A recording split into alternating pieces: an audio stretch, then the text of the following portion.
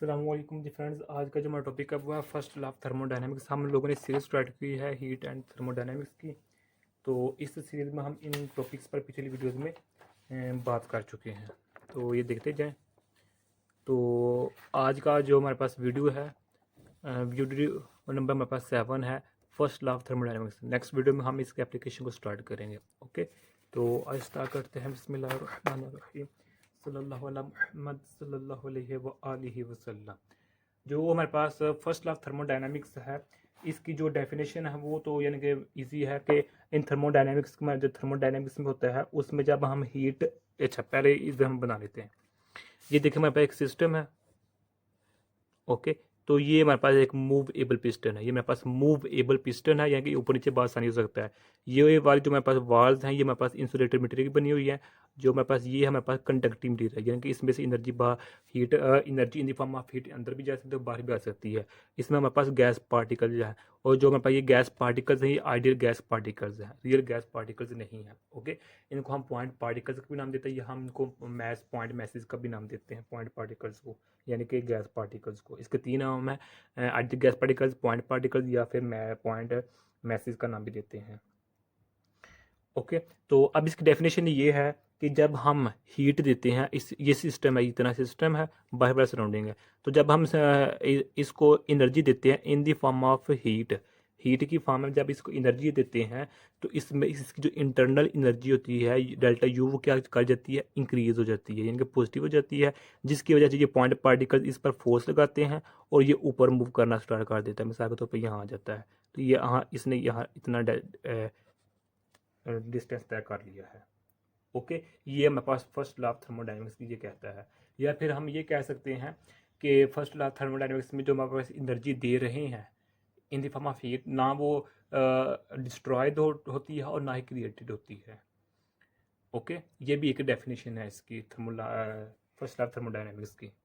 तो लिहाजा आप ये इसके में इंग्लिश वर्ड्स में ये लिख लीजिएगा, in any thermodynamic process when heat, यानी कि when heat delta Q is added to the system, then this energy जो हमने दी है, this energy appears as an increase in internal energy delta U stored in system. इसमें system में जमा हो जाती है, और फिर क्या होता है, ये इंटरनल एनर्जी इस सिस्टम पर वर्क करती है, and they plus the work done by the system on the surrounding, यानी कि जो सिस्टम होता है, ये सिस्टम इस सिस्टम पर वर्क लगाता है, यानी कि सिस्टम सराउंडिंग पर वर्क लगा रहा है।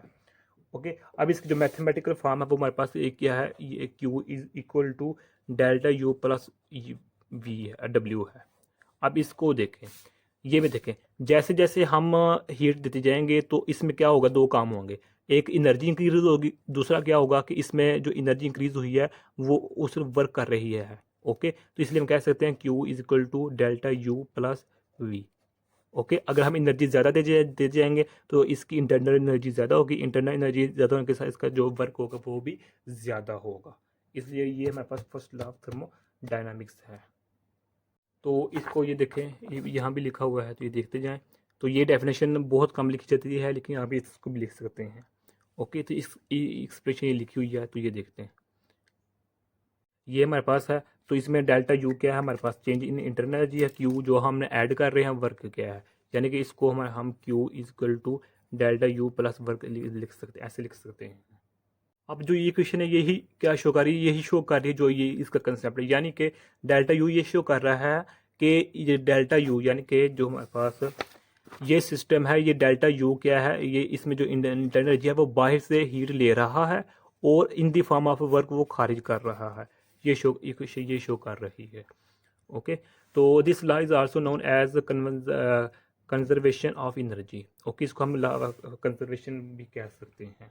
तो अगर इसके हम ड्रॉबैक्स की बात करें, जो हमारे पास फर्स्ट लॉ ऑफ थर्मोडायनेमिक्स के ड्रॉबैक्स हैं, उसमें क्या आ जाता है कि it does not describe how system does useful work, it also not explain the direction of the heat, it does not describe that what process what you should follow, it does not specify the feasibility of the process। यानी कि जो हमारा first law of thermodynamics है, ये इसमें ये नहीं बताया जाता कि हीट इस ऐसे इंटर हो रही है या ऊपर से इंटर हो रही है, ऊपर से वर्क लग रहा है, प्रेशर लग रहा है, या नीचे से प्रेशर लग रहा है, ये फर्स्ट लॉ ऑफ थर्मोडायनेमिक्स में ही बताता। ओके, इसके अलावा हमें ये नहीं इसके ये नहीं बताता कि हमें इसमें क्या क्या चीज़ें, क्या क्या किन किन चीज़ों की ज़रूरत महसूस होगी, क्या क्या हमें इसमें करना पड़ेगा, ये भी हमें फर्स्ट लॉ ऑफ थर्मोडायनेमिक्स नहीं बताता।